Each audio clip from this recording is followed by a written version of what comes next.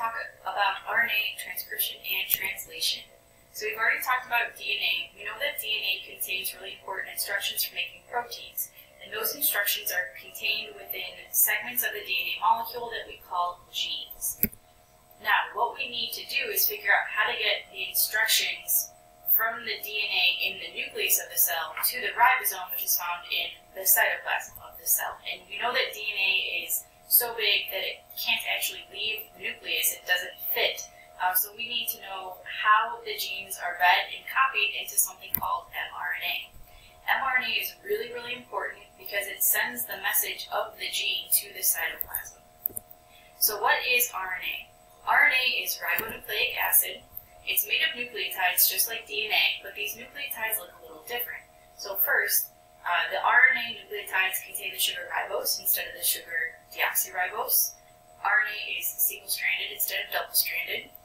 And it's still made of nitrogen bases. It's still got the cytosine, guanine, and adenine that you're used to seeing with DNA. But in this case, RNA has uracil in place of thymine. So when you are writing out your mRNA sequences, anywhere where you think, hey, I should put a T here, you're not going to put a T. Instead, you're going to put a U. So messenger RNA, or mRNA, is really important because it carries the message of genes from DNA to the ribosome in the cytoplasm, and mRNA is made during the process of transcription. So RNA polymerase is going to separate the DNA molecule. Once the molecule is separated, the RNA polymerase is going to read the DNA bases, and it's going to bring in the complementary RNA nucleotides. Then once the mRNA transcript is made, it's going to leave the nucleus. What you're looking at here is just a quick diagram of transcription. So the DNA has the blue backbone, and you can see it's in the double helix. The RNA has the tan backbone, and then this guy right here, that is your RNA polymerase. And so you can see that the DNA molecule has been separated into the two strands, and the RNA polymerase is reading this strand of the DNA. And it's bringing in the complementary nucleotide base. So in this case, you have a G in the DNA, so the RNA polymerase brought in a cytosine. Here you have a thymine in the DNA, and T in DNA will still pair with an A, so it brought in an adenine. Now here you have an adenine in DNA, and now this is where you're used to writing a T for thymine, but instead you can see that it's this color, it's this darker color, and so here we have a uracil in the RNA.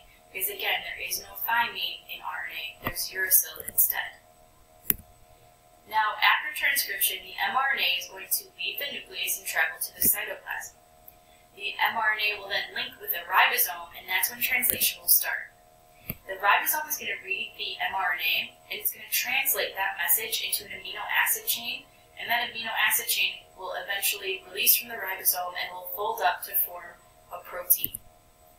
The mRNA is going to be read a little bit differently. So when we talked about transcription and RNA polymerase, it was reading over the DNA essentially one base at a time to bring in the complementary base pair.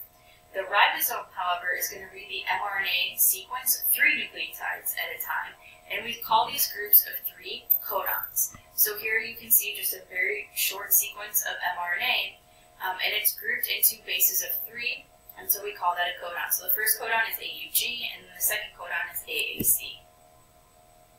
So now we're going to be introduced to a new type of RNA with translation, and that is tRNA, or transfer RNA. So when the ribosome reads over the codons, it's going to pull in tRNA, or transfer RNA molecules.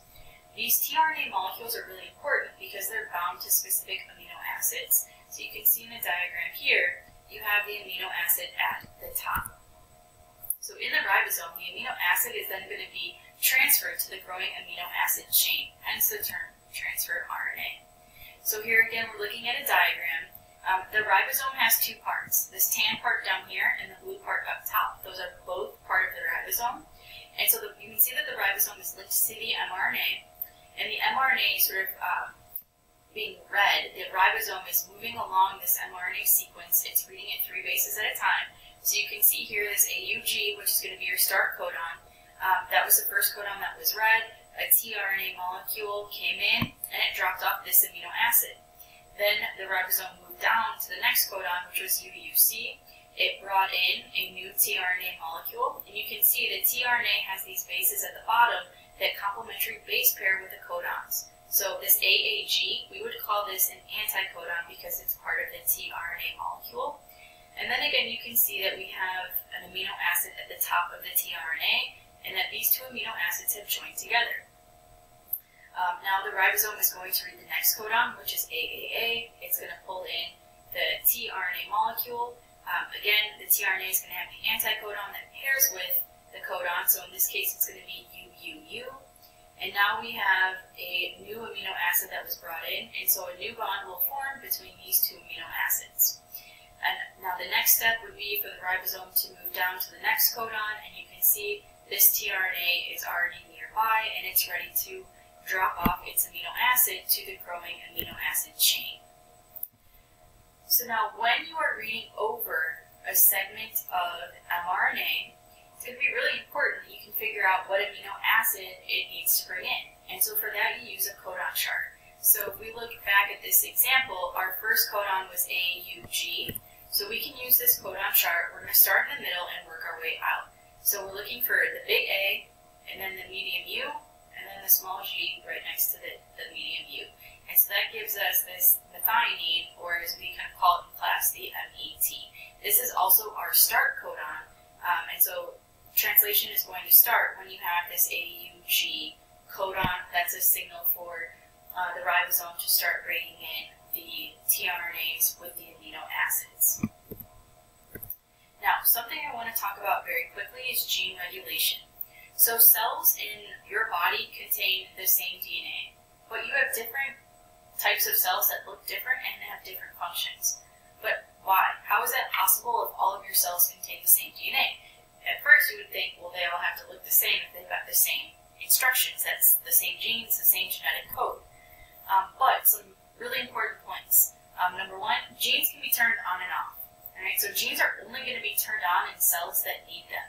So what that means is that if you're looking at, let's say, a muscle cell, only the genes that that muscle cell needs are going to be turned on, while the genes that the muscle cell doesn't need will be turned off. And so those genes are not going to be transcribed into mRNA, and since there's no mRNA in the cytoplasm to find a ribosome, you can't make those proteins. So again, a muscle cell will turn on different genes than a nerve cell. It's going to turn on the genes it needs, whereas a nerve cell will turn on the genes it needs. And so those two types of cells will end up not only looking different, but performing different types of jobs. So this is really important. It allows your cells to specialize, which is going to be really important so that cells can perform the functions that they need to perform. Alright, so your quick check. You've got a few more questions this time. I know I'm blocking one, but I'll read it out for you. So question 1, what is necessary for transcription to occur? Question 2, where does transcription happen? And question 3, what is made during transcription? Question 4 then is what is necessary for translation to occur? Then we've got where does translation happen? What is made during translation? And then the final question that I know I'm kind of blocking part of says, why is gene regulation important? Alright, so a few extra questions this time around, but please take a few minutes and jot down your answers to those questions so we can talk about them in class. Thanks, guys.